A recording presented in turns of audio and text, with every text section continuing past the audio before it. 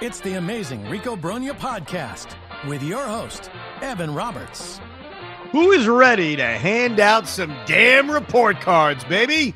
Welcome to the We're Going to Grade Everybody, and I mean everybody edition of Rico Brogna. It's the off season. Are we having a good time? Are we watching the World Series? I'll give you some thoughts on the World Series, some thoughts on the latest rumors about the Texas Rangers dropping payroll, but the crux of today's Rico Brogna is we are going to grade every single player that suited up for the New York Mets in 2024. And what'll be fun about this episode, besides the fact that we finally get to be the teacher, because I remember being in school and being graded was not fun. It's not exactly a fun process. We're the graders. But not only that, there were a lot of guys who played for the Mets this season who you may have forgotten actually played for the Mets this season. So when I say we're going to grade everybody, yeah, we'll have a nice discussion on what grade we're giving Francisco Lindor or Mark Vientos or Sean Manaea or guys like that.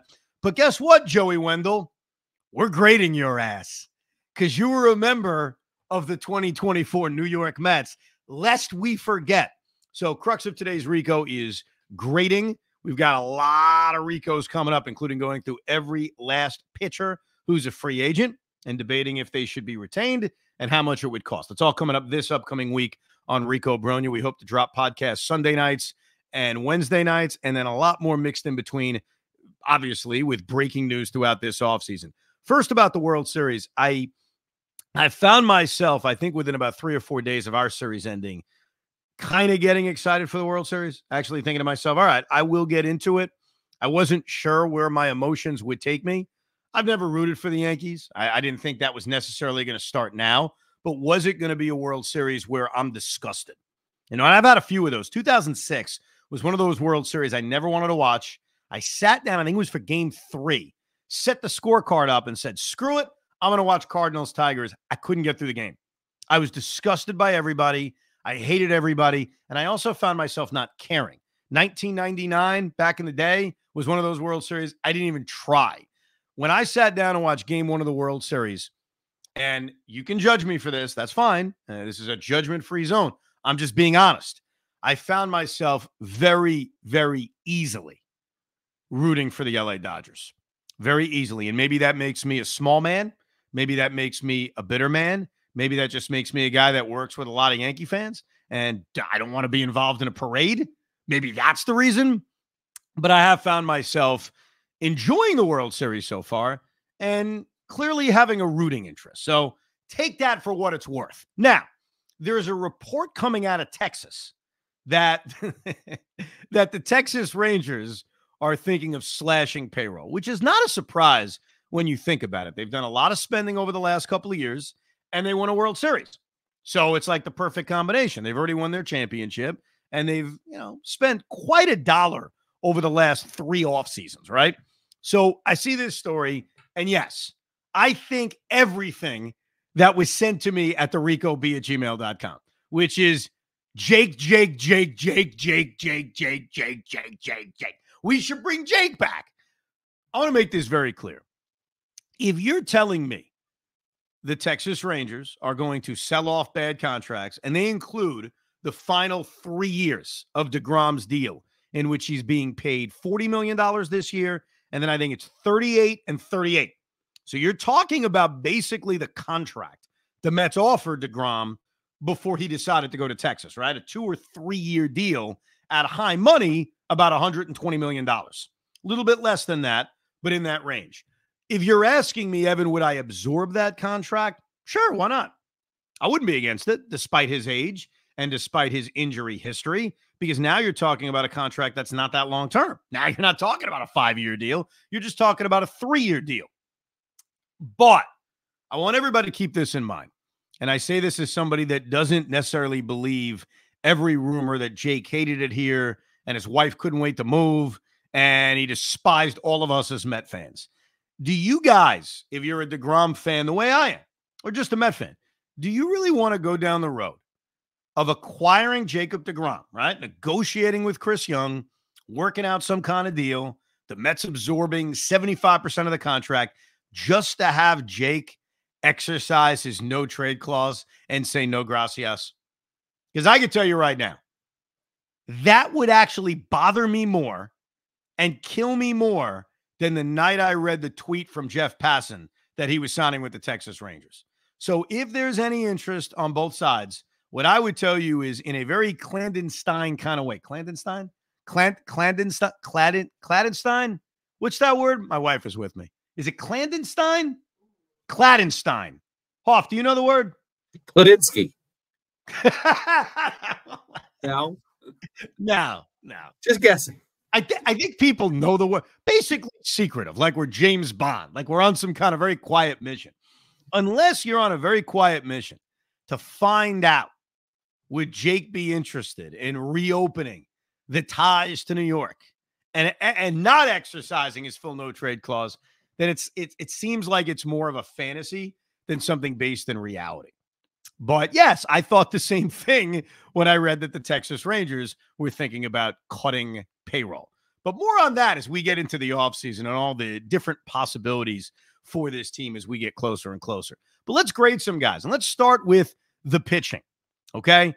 First of all, Pete, if you had to guess, I'm just asking you off the top of your head, how many different people, and I'm going to take out the two position players, okay, because I don't think that's fair. I'm going to take out Luis Torrens, who pitched a third of an inning. I'm going to take out Eddie Alvarez, who pitched an inning.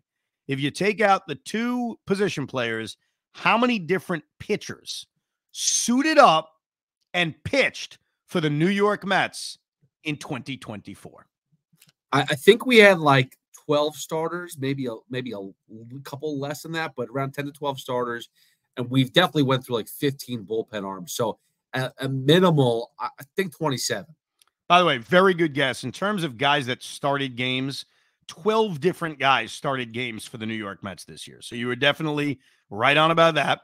As far as just appearing in a game is concerned, like just pitching, the answer was 35. Ooh. 35 different guys pitched for the New York Mets. So let's grade them. Let's go right at it. And let's start with, do you remember Matt Festa? Matt Festa appeared in one game, pitched one inning. It was extra innings. I'm trying to remember what extra inning game he came into. Was it the Astro game? I think it was the Astro game. Proceeded to give up 5 runs for earned because, of course, you've got the Manfred man, and took a loss in his one appearance as a New York Met. So officially, he has a 36 ERA this season. The great Matt Festa. I'll start this off by saying he actually gets an F-. I can't just give him an F. I have to give him an F- because he literally got into a game and just lit the whole place on fire. And I was right. It was the Houston Astros. That was the series they lost 2 out of 3. They had the Jose Iglesias concert on Friday night, and then they lost Saturday and Sunday. And he took the loss in his one appearance for the New York Mets. Matt Festa, F-. I will just be nice and say an F for Festa. We'll just go with that. Not an F-. Too cruel. Too cruel? I'm a cruel guy. What can I say? Number 2, do you remember Eric Orsi? Eric Orsi is the guy who came into a game, did not get an out, and there was a thought, at least I had, boy, this poor guy's never actually going to register an ERA. You know, Eric Orsi comes into a game, doesn't pitch well. It's unfortunately a disaster for him, and that's it. He actually came into a game against the Pittsburgh Pirates, took the loss, very similar to the Matt Festa situation. Mets lost that game. He took the loss. And then eventually he got into a game about 3 weeks later against the Braves, a game the Mets actually won 8-4, and he was able to get 5 outs. So 2 appearances by Eric Orsi. He does register an ERA, and for that, I'm just going to give him an F. I'm going to take the minus away because I'm happy for him that he was actually able to register an earned run average. Yeah, I'll give him an F+ for getting 5 outs. That's nice. I mean, it's better than getting 0 outs, which is something that was on the table. Do you remember Ty Adcock? Ty Adcock appeared in 3 different games for this team. The Pirates game back in July 5th. That was the opener of that series, a game they got crushed in, 14-2. Excuse me. A game a couple of days earlier against the Washington Nationals, in which he also finished that game. And he also appeared in a game against the Houston Astros a few days earlier. 3 appearances, 2 of which he allowed runs. Ty Adcock will also give an F. Yeah, I'm going to stay with an F on that one. You don't like my grading. I'm a real bad guy. Listen, if you come here and you appear in 2 or 3 games and you suck, I'm not giving you a C just for effort. That's not how this works around here. No. I was just trying to be creative with Adcock, but I left it at an F. Do you remember, guys, Cole Sulser? And Cole Sulser is one of those guys that I actually, believe it or not, had hope for, because when he was invited to spring training and he was on the team, I thought he was one of those guys that could actually be a surprise reliever. You know, the thing about relievers, you never know what you're going to get. And we certainly saw that at different points this season. Cole Sulser appeared in 4 different games. 3 of them were in April. There was 1 appearance in May before the Mets got rid of him and sent him to the Tampa Bay Rays. I think he may have been in the Ryan Stanek trade, if memory serves correct. He really didn't do anything very memorable. It was just he was here, he disappeared, and he's one of those guys that if we won a championship, we would have been like, holy crap, that guy gets a ring. So for that, I'm going to give Cole Sulser an F as well, because unlike those other guys, Ty Adcock, guys like that, I actually had hope for Cole Sulser. I thought he could have been a helpful reliever for this team. He turned out to just be one of those names that we've all forgotten about. Now, Cole Sulser is somebody that, what was it, the Orioles that he had a really good season with? Yeah, like he's a former Oriole, yep. There was definitely promise behind him. He sucked, but it is what it is, F. There's no way. These guys are terrible that we're talking about right now. There's no way to get them higher than that. This is the fun part. This is the fun part about the grades. Oh, yeah. Do you remember Tyler J., the former left-hander, Tyler J., who showed some promise when he pitched 2 scoreless innings against the Kansas City Royals on April 13th? And I did receive an email at one point when I ripped him and said, they got a DFA Tyler J., and it was a Tyler J. defend email. He's actually pretty good. He's not that bad. He could stick around. He's a solid lefty. Check out his numbers at AAA. Well, Tyler J. ended up pitching in 3 games for this team, gave up 4 earned runs in 4 2/3 innings. I'll give Tyler J. a D-. I'm actually not going to give him a full F because he did have that one performance in which he showed a little bit of hope. So Tyler J., part of this team, lefty, D- for me. Well, we've actually hit somebody whose ERA is under 9. So that's impressive. So yeah, we'll go with a D-. Grant Hartwig. Grant Hartwig is one of those guys who's been around. Remember, he was a part of the team in 2023, made a handful of appearances. This year, I honestly don't even remember Grant Hartwig being around. Like, he's one of those guys whose name you've heard of for the last couple of years, but I barely remember him pitching. Apparently, he had 2 different stints with this team in mid-April and mid-May. So during the time of unfortune for us, Grant Hartwig was around. I'll give him an F just because I've completely forgot he existed in our world. Yeah, I would have guessed he was just on our team in 2023. We'll go F+ because, again, another guy who's under 9 ERA. I'll take it. All right, you ready for this one? This guy had a 6.75 ERA for us, and he's most remembered for bouncing everywhere. Do you remember Michael Tonkin? Yeah. I'm going to grade this guy a little higher than I think everyone else is. Oh, come on. Why? He goes to the Yankees and pitches to a 2 ERA. Screw him. No, it's not even that, though. I think he got the bad – he got the short end of the stick so many times, so many different ways on every team he was with. I think even with the Mets, though, too. I mean, I know he wasn't productive, but I feel like he got the shaft. So I would definitely give him a D+ for his efforts. Yeah, I'll give him a D only because of the fact that I felt bad for him. He never necessarily deserved to get DFA'd by the Mets multiple times. It was more a numbers game, especially early in seasons. You're trying to really figure out your roster. You're trying to figure out your bullpen arms especially. And I think in Tonkin's case, it became a numbers game for him. But, yeah, he was on this team multiple times. He lost 2 games out of the bullpen, which is tough to do when you've only appeared in 5 games, and bounced all over the place. When he got DFA'd by the Yankees, it was probably worse because he pitched well for the Yankees for a while. And then same thing over there. It became a numbers game. This is a really tough one to grade on a serious level, and that's Brooks Raley. Brooks Raley got off to an amazing start. He pitched 7 scoreless innings to start the year and was really looking like one of the key bullpen arms. And, you think about what this season could have been, what this bullpen could have been like if Brooks Raley was healthy. Because while David Stearns did a good job, obviously, at the deadline, he brought in Ryan Stanek, who had his moments. He brought in Phil Maton, who had his moments. He brought in Huascar Brazaban, who really didn't have his moments. Brooks Raley would have supplied something they were never able to find, and that's a good lefty out of the bullpen. They never had that. Not from Alex Young, not from Danny Young. It was just something that we were searching for that they never found. So Raley's tough because the poor guy got hurt. And at the time, they made it seem like it was a minor injury. And then we never saw him again. So I guess it's easy to give him an incomplete, but I'm going to give Brooks Raley a B because when he was out there, he was damn good. And this Met bullpen could have been very, very different. And this season could have been different if Brooks Raley was an available arm out of the pen the entire year, especially in the postseason.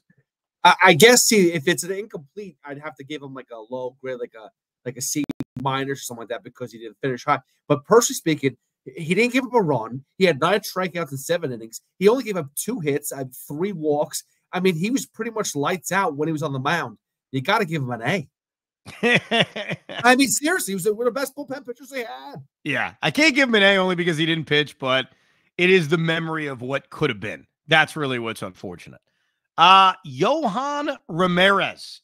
Yohan Ramirez had a very special kind of place in New York Met history this year. First of all, he was on the team multiple times, which is easy to forget. Remember, he made the team, was on the team on opening day, was a part of everything that went on with Milwaukee. And what's his face? The first baseman, whose name is now like escaping my head. Rhys Hoskins. Rhys Hoskins. I thought that was a purposeful escape. Yeah, no, it was all on purpose. No, I literally, I'm thinking of him like, yeah, tore his ACL, has a face that you want to punch, got to a fight with Jeff McNeil. What's that guy's name again? Oh, yeah. Chase Utley. Right.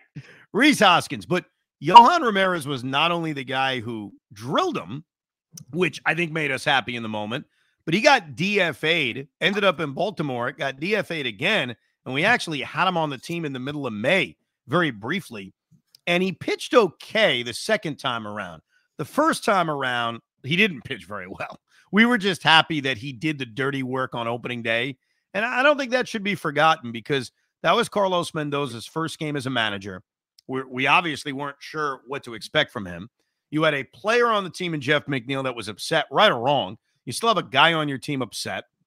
The Mets had to do something. And to Yohan Ramirez's credit, whether it came from Mendy or it came from himself, he deserves a lot of credit for doing something. And for that, despite being, your typical DFA-a-thon kind of pitcher, I'm going to give Yohan Ramirez a solid B- just for showing some guts. Yeah, I mean, I can't give him that high of a grade. I mean, the fact is he did the job that we asked him to do, and then we DFA him for it. It kind of sucked. But I'll give him a C-. I mean, he wasn't very effective. Let's be serious. Josh Walker, another guy who was on this team briefly through 12 1/3 innings, pitched to a 5.11 ERA. Josh Walker at times looked like a guy who could be a left-hander that could help this team. He was never able to be consistent and unfortunately was optioned down to the minor leagues. I'm going to give Josh Walker a D+. He didn't provide the answer we were hoping for. And Josh Walker's still in the organization. So he's one of those guys who maybe we'll see again. He went down to AAA, and I don't know how he pitched, actually. Yeah, maybe he's not with the organization anymore because now I'm reading he was with the Pirates at the end of the year. So maybe we got rid of him. Did we DFA him at the end of the season? I think something happened. He got waived or something like that. And the Pirates claimed him, if I'm correct. His numbers at Syracuse weren't too bad. 2.83 ERA in 25 appearances, but ended up in Pittsburgh. And we'll see if he puts it together somewhere else. But I'll give Josh Walker a – did I already grade him? I think I already forgot. I think he said D+. Oh, yeah. I'll stick with that. Yeah, I'm gonna go less than that because I just don't like Josh Walker, so I'm gonna give him an F. Now we get to some guys who stuck around. I don't know why you don't like him, but I'm gonna let that sit. Maybe he did something to you personally. That's okay. He sucked. That's why. Let's get to Alex Young. Alex Young was like sneaky decent. Remember, the Mets claimed him off waivers from the Cincinnati Reds. He ends up here and doesn't give up a run. Like, he went a while without like ever allowing a run and then disappeared. Like, we never saw him for a while. Then he came back in September. He was the September call-up. You don't have a lot of September call-ups, but he was pitching to a 1.00 ERA when he was optioned down. he came back up and, kind of reminded you why the Mets really didn't believe in him. He ended up sticking around a little bit. Wasn't bad by any stretch, but never became comfortable enough with Mendy where he became a high leverage reliever. Wasn't awful, but wasn't good enough to ever break the circle of trust. And he's still on this roster and is certainly a guy you got to keep an eye on for a roster spot in 2025. I'll give Alex Young a B- only because he wasn't bad. He was just never good enough to earn any kind of circle of trust spot. Yeah, I mean, I'm going to have a C+, which is kind of almost the same thing. But I can't give him that extra B just because, again, if you're not earning the circle of trust, I can't put you in the B level. This is where things are going to get difficult. Ryan Stanek. Ryan Stanek comes over via trade, pitches to a 6.06 ERA, but the postseason comes around, and Ryan Stanek obviously contributed enough out of the bullpen where he was probably the most reliable reliever this side of Edwin Diaz. He ends up pitching 8 innings, allows 3 runs with 8 strikeouts and 3 walks over the course of the 3 rounds of playoffs the Mets ended up participating in. And really, it ended badly for him in that last game he pitched in. But overall, Ryan Stanek is a real tough one to grade, Pete, because his regular season was awful, but he turned out to be one of the most reliable relievers in the playoffs this side of Edwin Diaz. And for that, I kind of have to give him a B-. I mean, he turned out to be their most reliable reliever outside of Diaz in the playoffs. Hold on a second. Oh, is this like the Hall of Fame where like postseason doesn't matter? No. It matters to me. If I wasn't including the postseason, he'd get an F. He was terrible after the trade. The playoffs are a huge impact on this. That's what, to me, grades him up to a B. Yeah, Ryan Stanek is performing like the relief pitcher version of Giancarlo Stanton.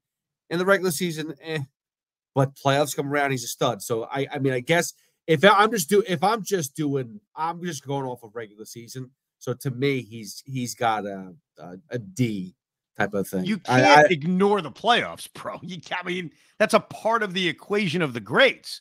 Like, you're just going to say the playoffs don't count? You can't say that. I mean, I gave Brooks Raley an A. He pitched 9 innings. Well, that was a dumb grade. You shouldn't have given him an A. I trust him more than anybody else, though. All right.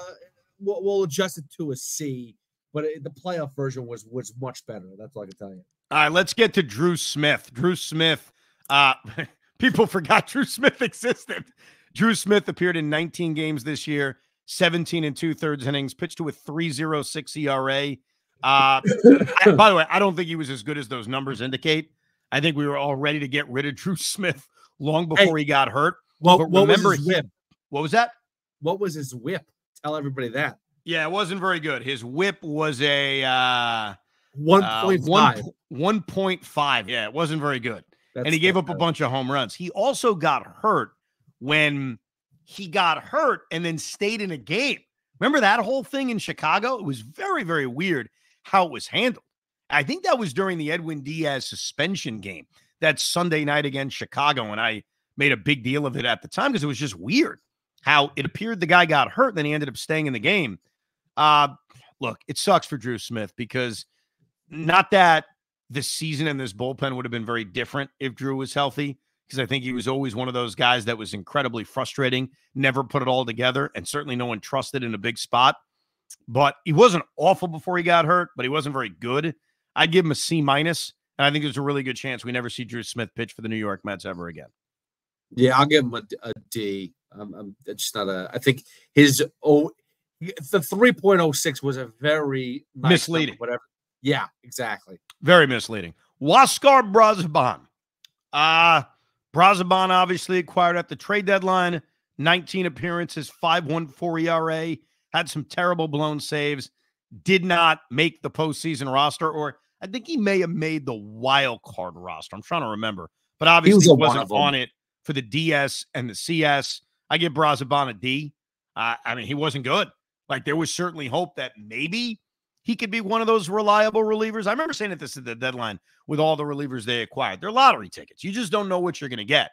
And there's a good chance that they'll suck, and then maybe you'll get lucky and they'll be good. Unfortunately, with Brazoban in the short sample size, it did not work. I give him a D. His potential was a B+. His result was a D-. Sean Reed Foley. Sean Reed Foley was hurt a lot of this season, and there was a thought he was going to come back, went on a rehab assignment, had a setback, never did come back.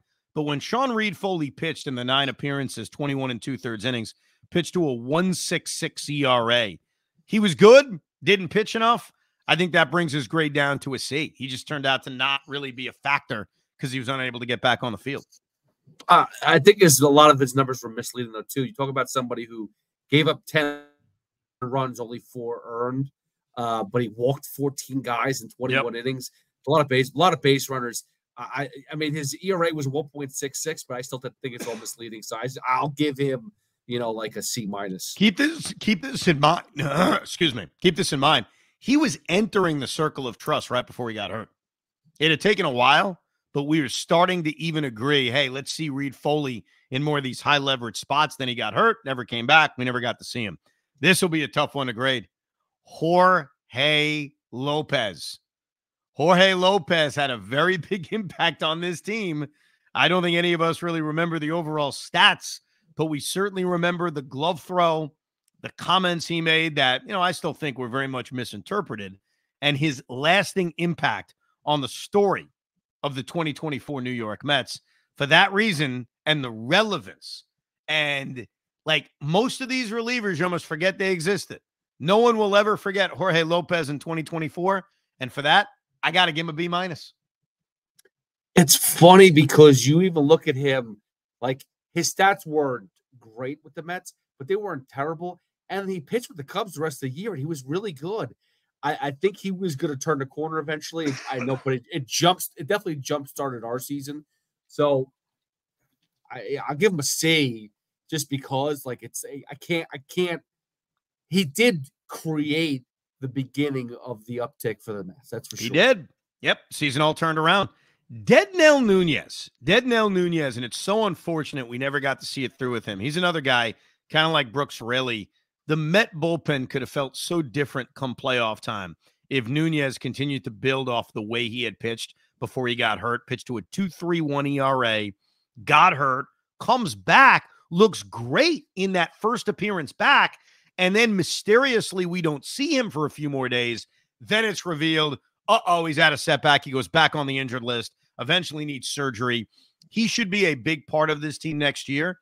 I think he's almost guaranteed a key bullpen spot unless he re-aggravates the injury. It's a tough one, but I'd give Dead Nunez a B+ because he really, really pitched well, and I thought was one of our best relievers, unfortunately, till he got hurt. We never got to see it through, though, with Deadnell Nunez. Well, considering my ranking, I gave Brooks Raley an A. I got to put Daniel Nunez as an A. I mean, his numbers were phenomenal, and he really was effective.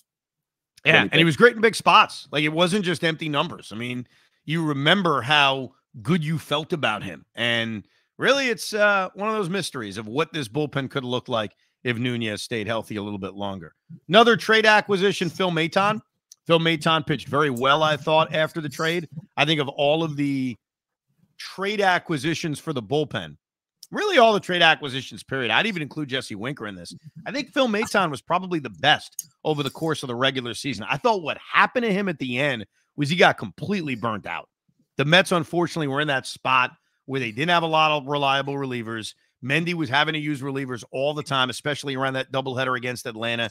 And so it didn't finish strong for Maton. He was certainly not good in the postseason, which I think is the opposite of Stanek, kind of brings his grade down. But we can't forget that Maton, I thought, pitched really well over the final 2 months after they acquired him. So I'll give him a B.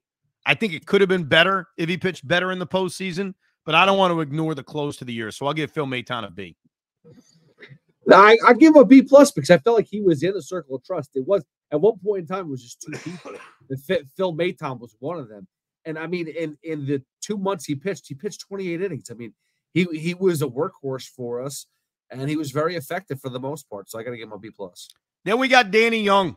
Danny Young was around for a while, was on the postseason roster, ended up just eating up innings late. And I think that was the value of Danny Young. Danny Young was not a high leverage arm. He was not a guy you would trust in a big time spot. He was just an innings eater. And I thought that served some kind of role, especially in the playoffs when they were getting pummeled by the Dodgers. So I'll give Danny Young a C+, even though I don't trust him and I don't want him on the roster next year. I think there was a purpose to the eating of innings, So Danny Young, I commend you. C+ for your efforts in 2024. Yeah, simple. I'll give him a C, Danny. Good job, bud. How about this guy, Jake Diekman? Jake Diekman sucked. He pitched to a 5.6 ERA, got DFA'd, but there's a very, very big but when it comes to Jake Diekman. When we rank regular season moments, and we will do that over the course of this offseason, one of the great regular season moments occurred when Jake Diekman struck out Aaron Judge stunningly. It was probably the most stunning strikeout of the year when Diekman struck out Aaron Judge at Yankee Stadium, and he helped secure one of the most surprising saves of this season. So it's tough because he didn't have a good year by any stretch. He got DFA'd. I don't think anyone ever picked him up, but he was a part of such a big moment over the course of this regular season that instead of giving him the F that he deserves, I'm actually going to give him a D+. I'm going to move him up a little bit just because of that awesome moment he supplied us at Yankee Stadium. Yeah, but the reason why he deserves the F is because he was the part of the reason why we were 22-33 to start the season. So I'm sorry, one win doesn't erase all that. So he's got an F for me. How about Reed Garrett? Reed Garrett had such a weird season. Gets off to a great start. We're talking about him being the most reliable reliever the Mets have. It's Jabba Chamberlain in 2024. Then he falls apart, gets hurt, comes back, pitches reasonably well, sucks again. And then I thought for the most part, pitched relatively well in the postseason. It was a very up and down year for Reed Garrett. And I think because of the come out of nowhere factor, I'll grade him up a little bit and give him a B-. Because who thought anything about Reed Garrett and what he would contribute for this team throughout the year? So I'll give him a B-. I actually checked in with Salicata on this one, so he gets an F. Yeah, Sal and I were arguing about Reed Garrett. He thinks he sucks. I'm not saying he's great, but I mean, he did get some big outs. He did. Adam Ottavino somehow survived another year as a New York Met. I'll give Adam Ottavino a D. Somehow he survived the whole year, which probably grades him up from an F. I thought he was going to get DFA'd 155 times. I think what we could all agree on is that it's probably time to move on from Adam Ottavino, whether he signs somewhere else in Major League Baseball, whether he has to go sign in Korea. I don't really know. That's up to him. Thank you, Adam, for your service and time. Time to move on. I'll give him a C- just because he may hear this at some point in time, because he does want to be like a broadcaster, and I think he was doing stuff as a Y. So it's a huge possibility. So in case he does C-, just be, thumbs up, Adam. You know what impresses me? He did have 70 strikeouts in 56 innings. He had his moments where he did. It looked lights out. It's amazing, but he definitely had his moments. I'm not gonna disagree with you. And finally, in terms of relievers, because we do have a lot of starters to get to, we have Edwin Diaz. Edwin Diaz saved 20 games this year, pitched to a 3.5 ERA. I thought pitched really well in the postseason. And I think that may be forgotten about when we autopsy this season. He pitched really well. I mean, go back to even game 6 against the Dodgers out of the bullpen. I mean, he really delivered. Go back to game 5 when the Mets were desperate and they said, all right, Edwin, come in early in this game. And he got as many outs as he did against some of those really good LA hitters. His real bugaboo in this postseason was game 2 against the Phillies, where he blew that game. He came in the 7th inning, got the big strikeout against Kyle Schwarber, and then gave it up in the 8th inning, and certainly made us nervous in game 4 against Philadelphia. But think about what he did in game 3 against Milwaukee with the Mets trailing. I thought Edwin Diaz had a really, really good postseason. I think his regular season was very up and down. It's obviously not 2022, but I also didn't think it was as bad as any of the other bad years he had. He also had the suspension. Can't forget that. He lost his closer's role. He ended up on the IL. He had a very eventful season, and I'm actually going to give him a B-. I think the playoffs grades him up a little bit. I think if we were just talking regular season, it's somewhere in the C's based on all the bad that he had. But ultimately, when they needed him the most in game 161, after he blew the game, in which we were all ready to we were done with Edwin Diaz, he responded. He demanded the ball in the bottom of the 9th inning. He got Travis d'Arnaud, who's been a Met killer forever, in the biggest spot. So I thought that inning almost perfectly kind of explained this season. The ups, the downs, the bad, the good.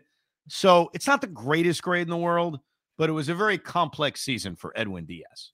Yeah, I give him a B minus too, but that's only because I had to grade everything on a curve because the bullpen was so bad. I mean, you go through the laundry list of guys we had, majority were sitting C's, D's. I mean, we didn't have a great bullpen. The circle of trust was basically at one point in time Edwin Diaz and Phil Maton. It's not very good. So it just on that alone, I had to give him a B minus. But I mean, there's too many disappointing moments this year to sit there and say that Edwin Diaz is a top end closer in baseball. Let's go to all the guys that started games this year. There were two guys that only made one start, one of which was Julio Teheran. Do you remember Julio Teheran being a member of the New York Mets in 2024, Pete? Very, very early in the season. I forgot who he faced, but he got his ass beat. Yes, he did. He got his ass beat 2 2/3 innings, 6 hits, 4 runs. Julio Teheran was a Met killer. Then he signs with the Mets, and he kills us. So Julio Teheran, you get an F minus. Hopefully we never have to see you ever again. The other guy who only made one start in the regular season is Kodai Senga, who then obviously had an impact in the playoffs. It's tough with Kodai Senga because his one start against Atlanta was magical, and then unfortunately he gets hurt. That's the only time we saw him in the regular season. And then the decisions around him are not his fault. I don't blame Kodai Senga for Mendy and Stearns making the decision to start him in game 1 against Philadelphia, which was okay. Gives up the home run to Kyle Schwarber, pitches 2 innings after that. He's fine. Pitches horribly against the Dodgers in game 1 of the NLCS. I did not want to have him do that. We all had that podcast about it. Then he comes out of the bullpen with the season basically being dead in game 6. So I don't even know how you'd go about grading Kodai Senga, but it wasn't good. So from that standpoint, just not being available, I know that's not his fault, but it's going to hurt him. So I'm going to give Kodai Senga a D because coming into the season, he was supposed to be the ace. He made 1 regular season start and then 2 openers in the postseason. So a D for me for Kodai Senga. I'm high on him next year. I don't want to trade him like Pete suggested. I'm excited about what he can do with a healthy season, but 2024, not good for Kodai Senga. I give him a D. Yeah, I'm going to give him a D minus because, I mean, you're right. Like, he had one start that looked really good, but that's all he did. I mean, even in the relief, in the playoffs, all that stuff, it wasn't impressive enough. So, D minus. Joey Lucchesi made 2 starts. The Mets lost both of those games towards the end of the season. I don't know, man. I don't want to kill him, but I think I had higher hopes for Joey Lucchesi if he was being asked to make a spot start. So I'll go D for Joey Lucchesi, your boy. Only reason why I'm going to give him a C, Ev, is because what was his second start? Game 162. And he saved that bullpen from having to do, worse damage to themselves. So he allowed, I forgot, he went like 5 innings, maybe 6. I forgot how many didn't tax the bullpen. So for that, and it was a really good game. That was a loss, but I think for that alone, he should get a C for his performance this year. You're right. I think you convinced me of that. I kind of forgot that his second start was game 162. It was one of the rare Met games this season I don't think I watched. I think I watched every game this season, obviously, as a diehard scoring the games and all that crap. But game 162, especially after they had clinched the way they did and were live on the radio. Yeah, I think that was the one where I'm like, all right, guys, I'm done. Thank you very much for your time. Paul Blackburn, and that sucks, man, because his first start that he made after the trade was a good one. It was against the Angels on a Friday night. But after that, he wasn't very effective. He gets hurt, does not impact the team in the postseason. There are questions on if he's going to be on the roster next year. He's certainly a non-tender candidate. That trade just didn't work out. That's an F. I mean, that's the definition of an F. You trade for a guy at the deadline. He either doesn't pitch effectively or doesn't pitch at all and can't help you in the postseason. That's the definition of an F. Sorry. Yeah, I'll give it a D minus just because he did have one really good start, but that's all I can do. Adrian Hauser. Oh, man. That trade didn't turn out to be bad because Tyrone Taylor had such a good year for this team. More on him when we get to the position players. But Adrian Hauser was a nightmare this year. He was so bad. I was surprised that they pulled him out of the rotation as quickly as they did, but it turned out to be a great decision. He was okay and stabilized a little bit as a long man out of the bullpen, ended up making 16 appearances out of the pen after the 7 starts before he finally got DFA'd. Pitched to a 5.84 ERA, 5.84 ERA. Adrian Hauser was an out-and-out disaster. That's another F. Luckily, Tyrone Taylor was in the trade to bring the trade up. But in terms of Hauser individually, that's an F performance. I mean, I give him a D because I thought that the bullpen, he was useful for a little bit. He did have a role for a tiny bit. Jose Butto. Jose Butto started games earlier this year, pitched well, though he didn't throw a lot of strikes. Gets sent down. We're complaining about it. Where's Jose Butto? Comes back as a key reliever. And even though it didn't end well for Butto, like I think the season ended with him being eliminated from the circle of trust, I thought Jose Butto had such a valuable year. There were a lot of games in the middle of this season that he helped contribute to winning. I think Jose Butto still gets a B+. I can't grade him down for the way things ended. So he's one of those guys that, you know, I don't want to forget the contributions in the middle of the season. I don't want to ignore that. Like there was a game on I think it was a Saturday afternoon against the Colorado Rockies in which he's coming out of the bullpen in the 6th inning and getting big outs. And they don't win that game without Jose Butto getting 7 or 8 outs. So I still give Jose Butto a B+. I think it'll be very interesting, and we'll certainly debate this through the offseason, what his role should be next year. Should he be a reliever? Should he be in the rotation? Is he kind of a swingish guy in the middle? I think you could argue both sides. We'll get to that a little bit later on. But overall, 2024, that's a B+ for Jose Butto. I was going to go a B, but I'll give him the B+. You sold me on that. Christian Scott made 9 starts. He didn't pitch to great numbers, a 4.56 ERA, but he had a lot of promise. And I think when you watched him pitch, you could feel that promise. I also thought those numbers were a little bit misleading. Like you take that game against the Nationals right before the 4th of July, where he pitched really well, and then he makes the one bad pitch, and it brings up his ERA. Unfortunately, he got hurt. Unfortunately, he never came back. And unfortunately, needed Tommy John surgery. So we're not going to see Christian Scott for a while. He's going to be one of those names you got to file away in that cabinet brain that we all have.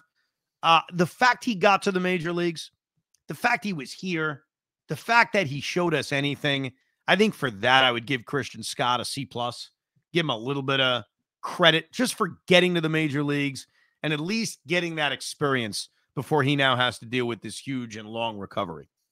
Yeah, I think that's a fair grade because I do think that the one thing he showed, and you nailed it too, he fought through a lot of innings, through a lot of situations, and he was able to get out of a bunch of them. A couple of them he wasn't so lucky, but for the most part, Christian Scott, with runners on, he kind of fought back. It was good to see the promise of Christian Scott. It's unfortunate we won't see it for a year. Tylor Megill, he ends up making 15 starts this season, never becomes much of an impact out of the bullpen until the playoffs, only one bullpen performance, 78 innings, 4.04 ERA. He wasn't great.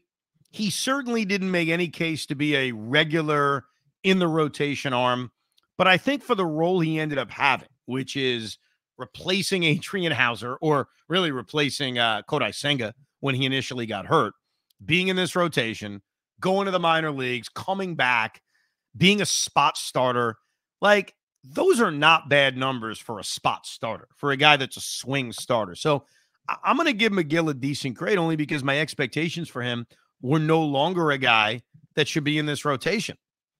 Like if that's how you're grading him, then you're going to grade him low. But for a swing starter who made 15 starts and pitched to a 4.04 ERA, I don't think he was that bad. Would I want him to be in the rotation next year? No, absolutely not. I think his role is either being completely converted into a reliever and seeing if he can become a back-end reliever or just being the swing guy that he was this season. I'll give Tylor Megill a C+. Yeah, it's a fair grade. I thought that I was grading low on him because I think my expectations were a lot higher. And that's my problem is that I look at Tylor Megill and we'll look at the next few pitchers that are coming up. He should be on the same level as some of these other guys, and he's just not, and he just continues to disappoint with his final numbers every year. Well, let's get to a guy that he used to be compared to unfairly now, and that is David Peterson. David Peterson comes back from hip surgery, makes 21 starts, pitches to a shockingly awesome 2.90 ERA. In the postseason, didn't get demoted, but I think circumstance led him to being a reliever. I really think that's what it was, just based on the amount of games they played, based on kind of the way the schedule fell. He ends up becoming that opener for Kodai Senga. And I thought did a really good job for the most part out of the bullpen. He struggled in the National League Championship Series, but I give him a lot of credit for Game 5. Because even though his final line in Game 5 isn't very good, what he did in the first inning of Game 5 of the NLCS, he showed major, major stones. The Dodgers were on the doorstep to blowing the game open and having the embarrassment that we would experience of losing a series to the Dodgers at home. You never really want to have that happen. You never want to see another team celebrate in your own building. And because of David Peterson, that didn't happen. So I even think in the postseason, he was effective. David Peterson to me is the definition of an A+. Like I have to give him an A+.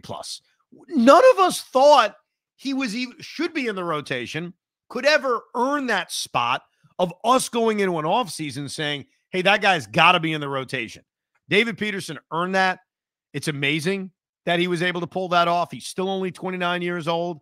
That's an A+ season for Peterson, especially coming off that serious hip issue that he was dealing with.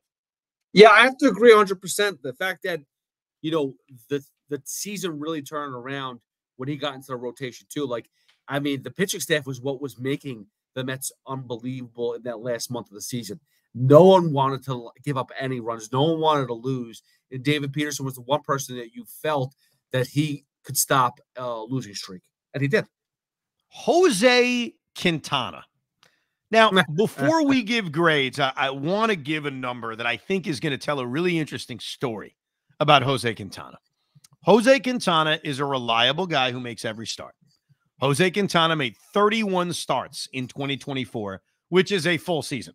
That is making every start. He pitched to an ERA of 3.75.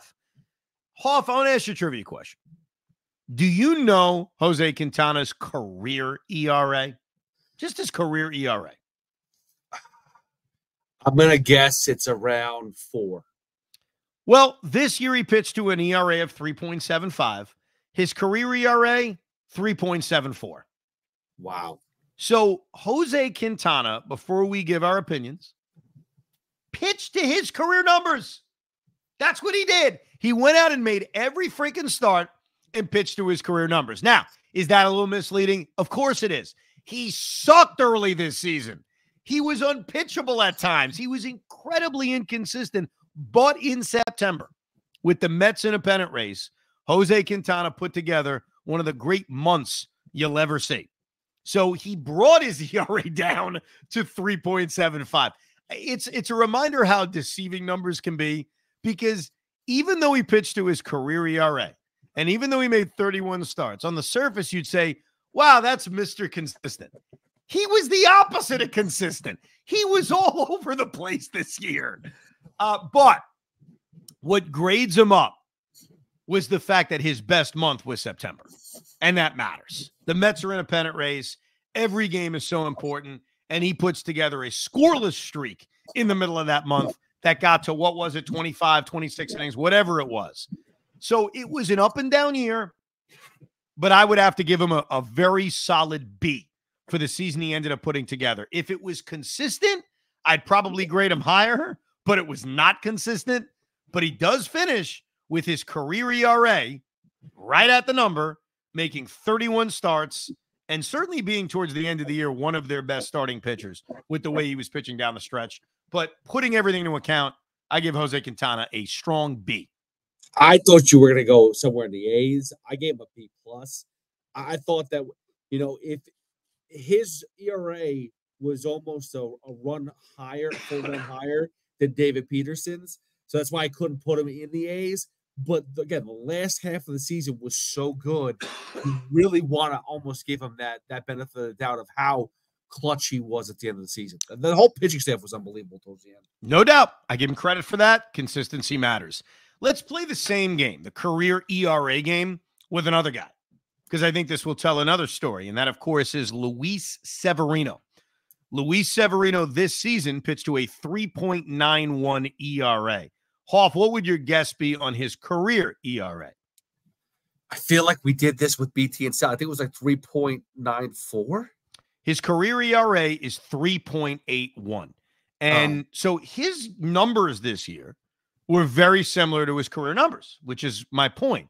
But what's so weird about Luis Severino is he's never had a season like this. Not even close. If you look at Luis Severino's career, and obviously the last few years he missed a lot of time. This year he made the 31 starts. First time he's done that since 2018. But you'll see he's either been amazing or horrible. In 2023, his year with the Yankees, he pitched to a 6.65 ERA, one of the worst pitchers in baseball. The year before that, in the same amount of starts, he pitched to a 3.18 ERA, which is 0.8 of a point better than the year he had this year. Now, you go back earlier to 2018 and 2017 when Sevy was pitching a lot, 3.39 ERA, 2.98 ERA in 2017, and in 2016, 5.83 ERA. So Luis Severino has always been all over the place, which brought his ERA to 3.80, but he's never had a year like that. This was the year. This was the first time in Luis Severino's career that A, he was able to make every start. First time in 7 years he's been able to do that. 6 years to do that. And then B, it wasn't dominance. It wasn't horribleness. It was solidness. That's really what he was this year. And I think if you would have gone to me or anyone else, and I was pro signing Sevy when they signed him, before that, really, he was one of the guys on my list when we were making those list of targets for free agents, is a guy I wanted. I would have signed for a year like this. I think there's a part of you hoping, hey, could he be the guy from 2017 or the guy from 2018? But to be this guy, the guy that makes every start and is just solid, 6 innings, 3 runs, kind of in that range, I think that was a very solid year from Severino. I'm going to give him a B+. And the reason I give him a better grade than Quintana, even if Quintana had a better close to the year, was consistency. Consistency matters. Like, you go through this season, I would argue, and I'd win this argument, I think, he was their most consistent starting pitcher. From April to September, David Peterson didn't show up till June. Sean Manaea had some very shaky moments early in the season. Quintana was up and down. But in terms of just solidness, not dominance, he wasn't their most dominant starting pitcher. He wasn't as dominant as Sean Manaea. He wasn't as dominant as Jose Quintana in September.